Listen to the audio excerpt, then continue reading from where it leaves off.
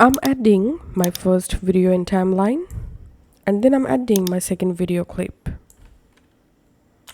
Now selecting this upper video clip, going to video, under basic, clicking on blend and decreasing the video opacity just like this. And then I'm just moving my top video to right side just like this.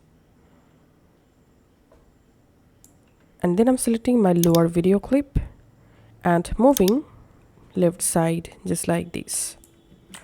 And then I'm selecting the top video clip again, and this time I'm increasing the opacity to 100%.